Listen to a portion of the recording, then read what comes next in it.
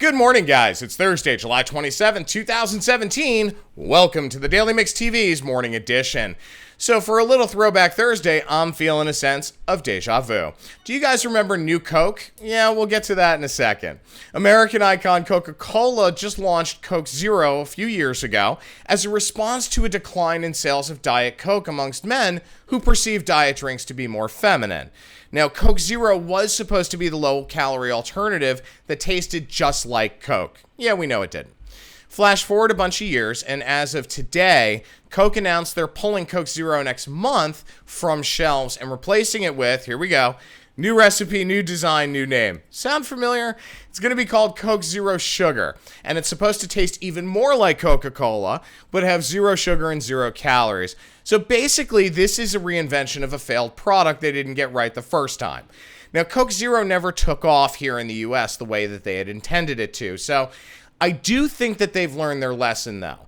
They've been market testing Coke Zero Sugar for over a year now, tinkering with it to get it right. And it has been a huge hit outside of the US in testing to date. So the folks at Coke are hoping it takes off here. Now, I'm not sure that's going to work given the clear distinction in taste differences between the US and European palates. So as an example, Americans love Hershey's chocolate, but aren't wild about Cadbury's Dairy Milk chocolate. And the reverse is also true. So Cadbury has a very different cocoa approach in flavor that Americans just don't appreciate. So only time will tell. I just hope they don't have another new Coke on their hands. We'll see.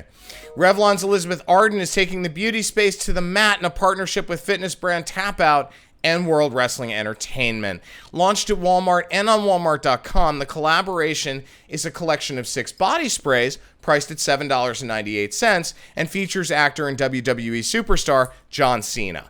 Now, as a brand ambassador, Cena will be appearing in a marketing campaign that will include exclusive digital content on WWE and Tapout channels, as well as some TV and in-store advertisements. Now, having launched a number of these initiatives over my career, my advice is very simple. Make sure you're pushing product everywhere. These kinds of deals have a very short shelf life, and you really want to be sure you get the highest ROI possible, guys. Licensed product is experiencing some challenges right now as sales are down.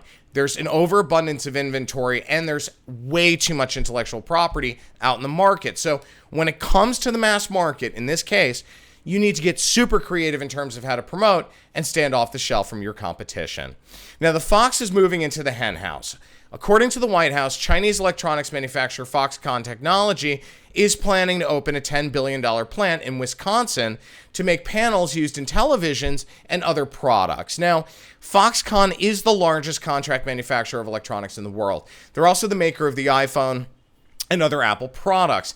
Now, this is the first in a series of investments Foxconn is planning into the United States. But I have to say, watching Chinese companies make investments in our economy and in our country, it's been interesting.